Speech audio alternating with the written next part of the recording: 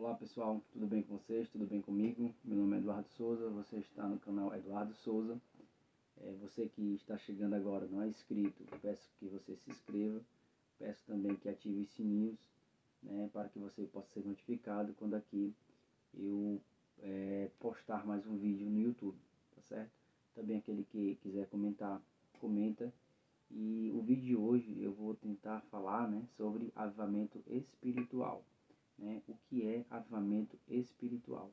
Para isso, eu li alguns livros de avivamento espiritual, li um material até, digamos assim, bem robusto, para que pudesse falar sobre o tema, E eu vou dividir esse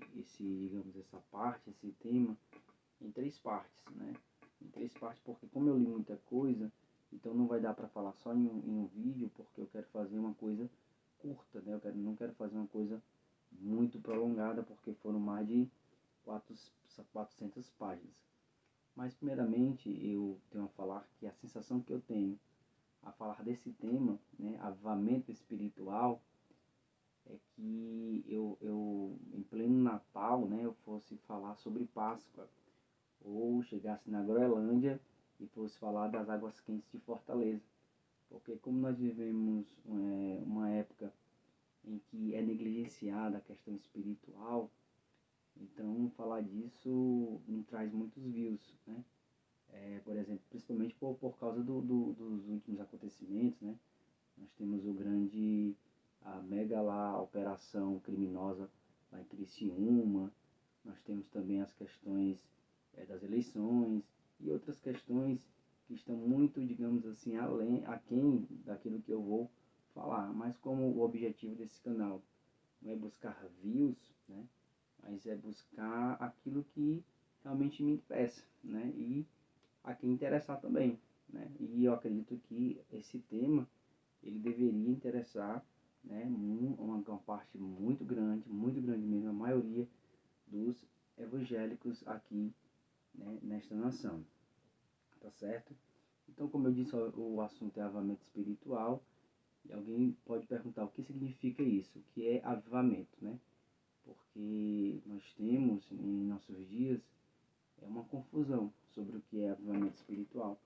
Muitos acham que avivamento espiritual é gritaria, é emocionalismo, é movimento, e avivamento espiritual vai para além disso, Primeiramente, definição. O que é avivamento? Avivamento significa tornar algo brilhante, algo ativo, algo visível.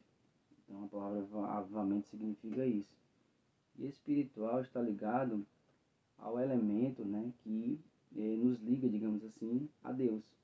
Então, avivamento espiritual é a trazer brilho ativo à nossa vida espiritual, O que importa verdadeiramente, o que é o fundamento para as demais coisas.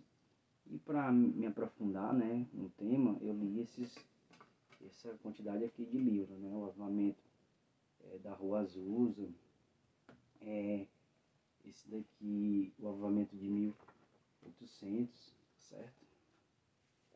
Eu li esse daqui sobre John Ryder, A História do Avivamento Morável, Avivamento no Congo, A História do Avivamento na Argentina, Avivamento nas Ilhas Hébridas e O Mundo em Chamas, O Avivamento de Gales e suas lições para o nosso tempo. Então, nesse material todo, e hoje eu vou só comentar sobre dois livros, O Avivamento de 1800, tá certo? Que é esse daqui, e A História do Avivamento Azusa, de Frank Bartleman, tá certo?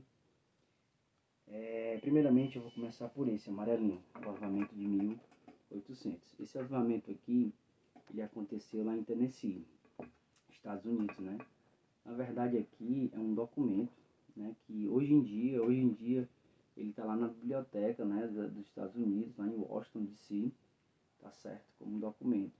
Esse avivamento ele aconteceu, como eu disse, em Tennessee, Estados Unidos. A duração dele foi apenas de 4 anos, tá certo?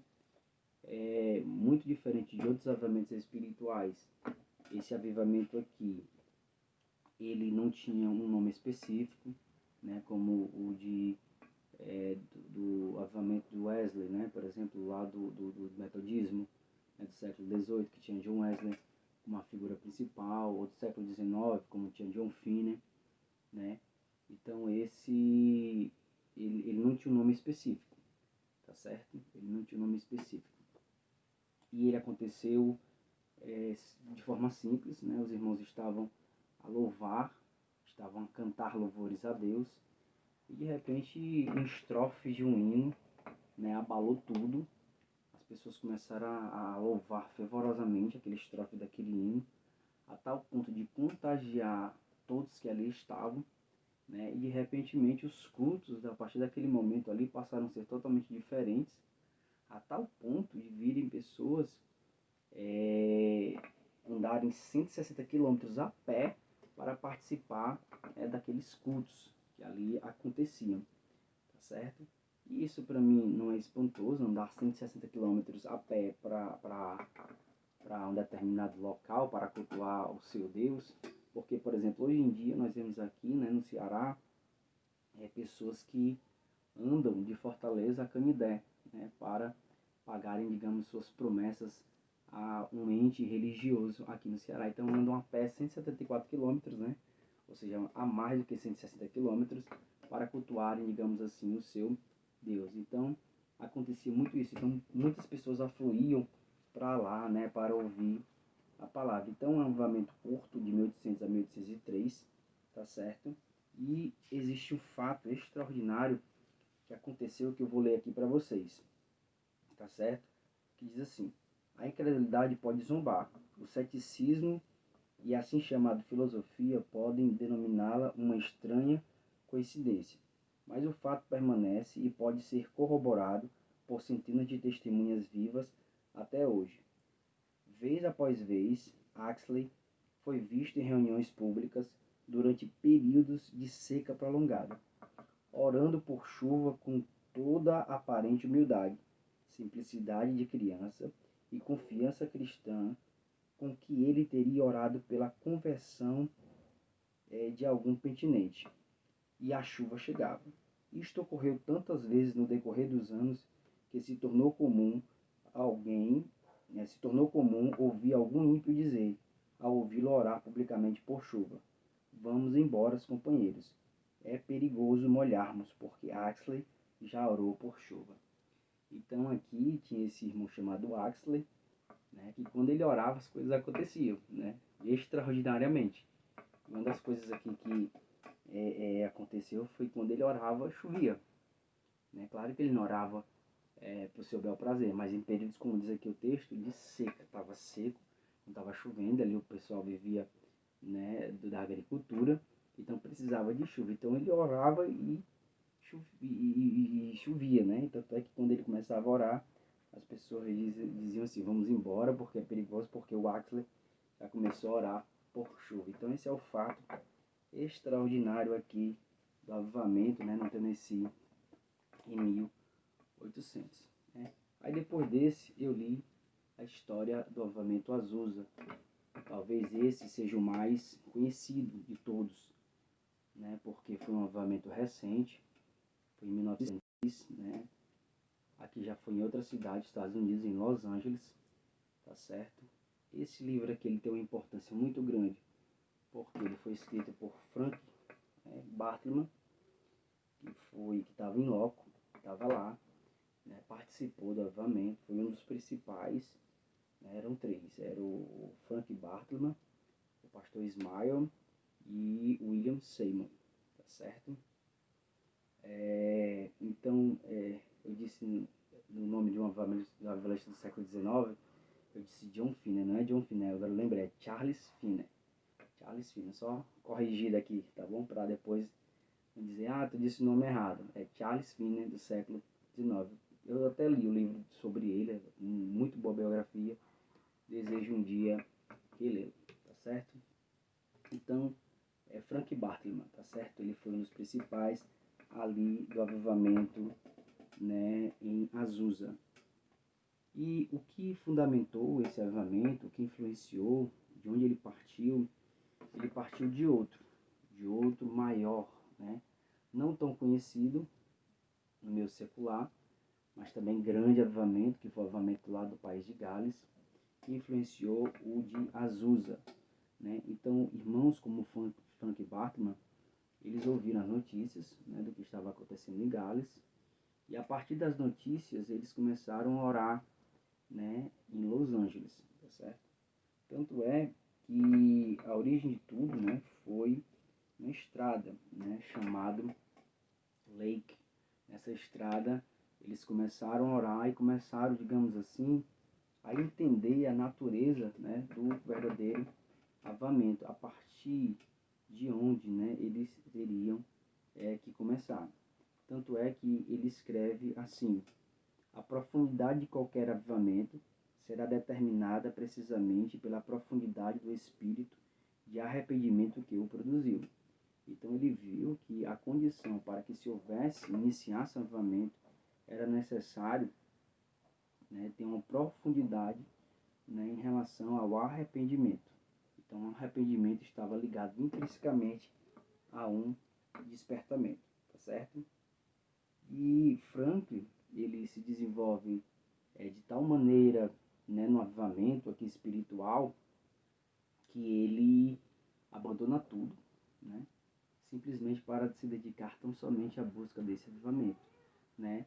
Tanto é que ele dizia, né, usava o texto, que nem só de pão viverá o homem, mas de toda a palavra, né, que sai da boca de Deus.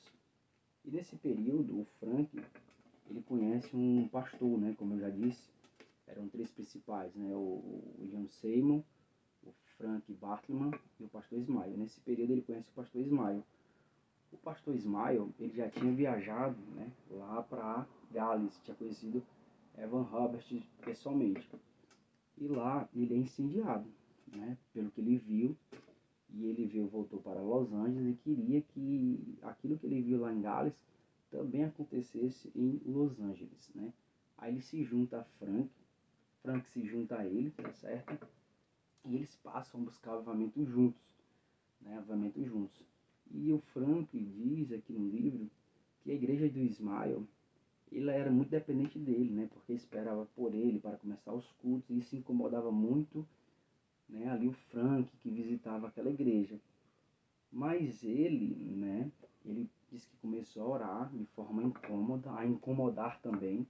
Então a oração desses homens aqui não era apenas um balbuciar de palavras, né? Tanto é que Frank, no livro, ele compara a oração como se fosse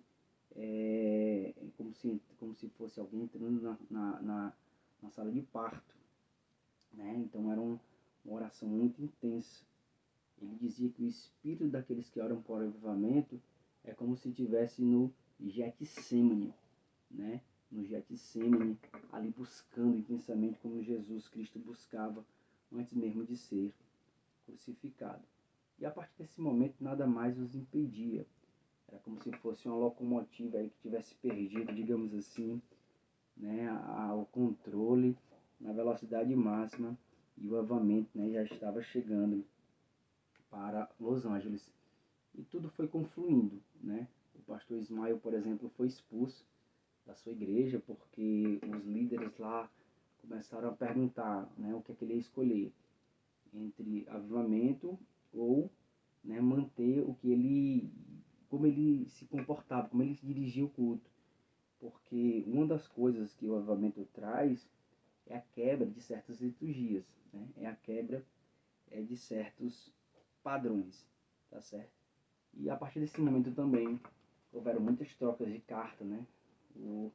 Tanto do Evan Robert lá em Gales, como os irmãos de Los Angeles mandaram para Evan Robert, e Evan Robert mandavam para eles. Eles pediam, né, a oração pelos outros, né? E o grande, digamos assim, feito da Azusa, o que caracterizou esse avivamento em Azusa, foi o batismo no Espírito Santo, né? Eles buscavam muito o batismo no Espírito Santo. E a explosão de tudo começou nos dias 9 a 15 de abril, né? Quando uma mulher negra, ela foi batizada no Espírito Santo. E ela passou a falar em outras línguas. Nesse período, nesse dia o Frank não estava, ele estava em outro local, mas ele soube, né, da notícia, e ele fez aqui no livro digamos, um link, né, entre as grandes manifestações, os grandes movimentos da história do cristianismo. Ele faz aqui o link, ó, quando ele diz assim: é indispensável que o corpo seja preparado mediante arrependimento e humildade para que haja o derramamento do Espírito. As pregações da Reforma foram iniciadas por Martinho Lutero, num prédio em decadência, no meio da praça pública, em Wittenberg. Né? Em Wittenberg. Aí, em outra parte, ele escreve: novamente em Gales, os grandes pregadores da Inglaterra tiveram de vir sentar-se aos pés de mineiros trabalhadores e rudes para ver as obras maravilhosas de Deus. Então, como a explosão começou com uma mulher negra simples, né, a falar em línguas, ele faz o link tanto quanto com a reforma, né, que começou numa pequena capela aqui, com as pregações de Martinho Lutero, e também de Gales, em que os intelectuais, né, as pessoas bem renomadas vinham sentar-se aos pés de mineiros trabalhadores, né, para ver ali as maravilhosas obras de Deus, né. Então aqui começam também a aparecer muitas coisas, né, não, porque o avivamento ele não traz, digamos, só coisas boas, só coisas positivas, também infelizmente vem as negativas, né, assim, com todas coisas boas que existem, né, as coisas boas, elas também atraem as coisas ruins para se aproveitar ali das boas, né, mas isso não era o motivo deles pararem, pelo contrário, eles continuaram, né, tanto é que também ele cita uma oração de John Wesley, que foi o avivalista do século XVIII, que quando orava, ele orava assim, de Wesley: Senhor, manda-nos um avivamento sem seus efeitos. Mas se não for possível, manda-o de volta com todos os seus efeitos. Precisamos de avivamento, né? Ou seja, manda-nos sem os defeitos. Mas se não for possível, manda com os defeitos, porque precisamos de avivamento. Então, o avivamento também traz os seus defeitos, né? E ele diz aqui no texto que nesses dias tanto o céu como o inferno, né, tinha descido em Azusa. Então, como não tinha mais volta, como já tinha começado, né, as pessoas estavam totalmente impactadas, né. O movimento foi tão forte, que ele diz aqui no livro que as pessoas sentiam convicção do pecado a 3 quarteirões do local de culto, a 2 a 3 quarteirões, né, do local de culto. E muito diferente de hoje em dia, né, que as pessoas ficam abrindo igrejas em cada esquina, aqui era o contrário. Acontecia o contrário. As pessoas fechavam suas igrejas, né, trancavam suas portas, iam para a missão Azusa para buscar o batismo no Espírito Santo, e depois que eram cheias do Espírito Santo, sabe o que elas faziam? Iam abrir outras igrejas? Não.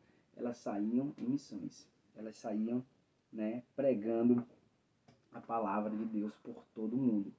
E uma das grandes coisas aqui feitos, né, do avivamento em Azusa foi o batismo, né, e também havia um combate muito grande à segregação racial, né, a segregação racial, porque como em 1906, né, tinha toda aquela questão de segregação racial, mas juntavam-se brancos e negros por um único objetivo: o batismo, né, no Espírito Santo. Como fala aqui, na página 59, todos eram iguais. Nenhuma carne podia gloriar-se na presença divina, e o Senhor não podia usar quem tivesse opiniões próprias. Eram reuniões do Espírito Santo, guiadas por Deus. O avivamento precisa começar num ambiente humilde, para que o elemento egoísta e humano não entrasse. Todos caíam aos pés do Senhor em humildade. Todos se assemelhavam e tinham tudo em comum. Nesse sentido de humildade, o teto era baixo, e por isso as pessoas altas tinham de dobrar-se. Ao chegar a Azusa, já haviam se humilhado e estavam preparados para as bênçãos. A forragem estava preparada para as ovelhas, não para as girafas. Todos podiam alcançá-lo, né? Então, aqui todos eram iguais, ou seja, não havia separação, né, entre brancos e negros. E era tudo muito espontâneo, né? Como diz aqui na página 661. Deus mesmo fazia os apelos. Homens caíam por toda a casa como mortos numa batalha. Ou corriam ao altar em massa buscando a Deus. A cena muitas vezes parecia uma floresta cheia de árvores caídas. Uma cena não podia ser imitada. Não me lembro de ter visto um apelo sequer naqueles dias. O próprio Deus o chamava. E o pregador sabia quando parar. Quando Deus falava, todos nós obedecíamos. Parecia algo temerário impedir a operação do Espírito ou entristecê-lo. O local todo estava cheio de orações. Deus estava no seu santo templo. A humanidade cabia ficar em silêncio. A Shekinah, a glória de Deus estava ali. Aliás, alguns diziam ter visto a glória do Senhor envolvendo o prédio durante a noite. Eu não duvido, né? Então essas coisas maravilhosas aqui aconteciam. E o que caracterizou mesmo, como eu disse, obviamente em Azusa, foi o falar em línguas. O falar em outras línguas, como fala aqui o texto, né? No entanto, por mais estranho que pareça, Seymour não falou em línguas até depois da missão Azusa ter sido aberta já havia algum tempo. Muitos irmãos entraram antes dele. Todos os que recebiam esse batismo falavam em línguas, né? Falavam em línguas. Então, quem recebia esse poder vindo do alto, ele era batizado no Espírito Santo, né? E Frank chegou a dizer que o Pentecoste tinha chegado em Los Angeles, a Jerusalém americana. Ele chamava Los Angeles, né, de Jerusalém americana, fazendo referência a Atos capítulo número 2, onde os discípulos foram batizados no Espírito Santo, lá em Jerusalém. E quando eu li isso, eu me lembrei, né, do avivamento dos montanistas do século II, e que eles diziam também que a Nova Jerusalém tinha descido ali naquela localidade, né, e por causa disso eles eram acusados de hereges, dizendo que tinha chegado o milênio e tudo, né? E é interessante que é a mesma linguagem, né, de aqui de Frank Bartman, quando ele diz que Pentecoste chegou em Los Angeles e a Jerusalém americana, né, chamou Los Angeles a Jerusalém americana. E vemos que, como eu disse, não foram só flores, né? Na página 65, por exemplo, ele diz assim: a perseguição está forte, a polícia chegou a ser chamada para acabar com as reuniões, né? Porque, como eu disse, acontece um alvoroço, sim, né? Movimentações atípicas acontecem, né? Mas não é por causa disso que eles param, pelo contrário, eles começam a continuar. Tanto é que depois até o Frank, né, se sentiu a necessidade de ter um substituto, porque ele foi se desgastando, né? E com o tempo, né, ele aqui no livro ele fala que a missão em Azusa ela foi se institucionalizando. Por causa disso ele foi se afastando. Aí ele abriu outra missão, né, na rua Age com Maple, tá certo? Não foi uma divisão, né, porque William Seymour, que era um dos principais, ia pregar também nessa outra missão pentecostal, como eles chamavam, tá certo? E ele considerava, assim, né, a missão em Azusa como a matriz, né, das missões pentecostais que se abriam pela cidade. E foi nesse período também que Frank, né, ele recebeu o batismo no Espírito Santo. Ele diz aqui que ele não buscava, né, o batismo no Espírito Santo em definitivo, mas ele tinha um anseio muito grande, né, muito intenso, de submeter inteiramente a Deus, né? E ele faz uma comparação novamente como um parto. Ele diz que aqueles que desejam ser batizados, ser cheios do poder, né, do avivamento, ser cheios da ousadia, é como uma mulher que entra em parto, que você não pode ficar pressionando naturalmente, né? A criança vai vir, porque quanto mais você pressiona, talvez a pessoa fique mais nervosa, impeça a naturalidade da coisa, né?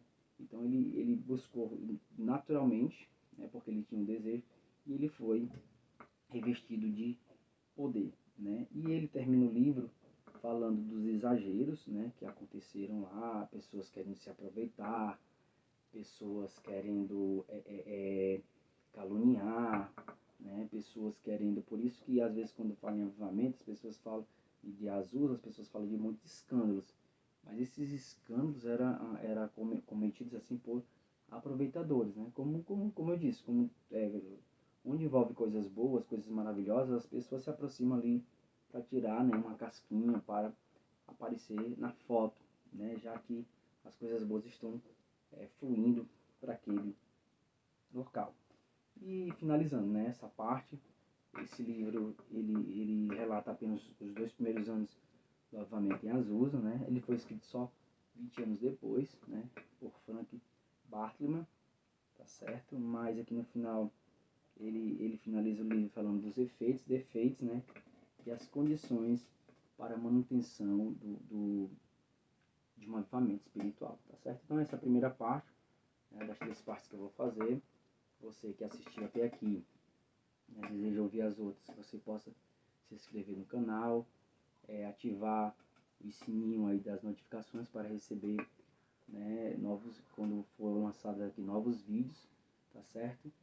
Deixe seu comentário aí, deixe a sua dúvida, né, deixe aí, por exemplo, sugestões para que eu possa melhorar aqui os vídeos, né? Como eu sou iniciante, eu tenho algumas dificuldades, né? Mas aos poucos a gente vai fazendo vídeos, né? E como eu disse, o tema aqui talvez não traga muitos views, né? Porque não é um tema atual, da atualidade, mas eu acredito que deveria ser, principalmente para os cristãos, para aqueles que acreditam, né? Que é uma salvação eterna, que é uma condenação eterna, tá certo? Eles deviam buscar, sim, esse avivamento espiritual, né?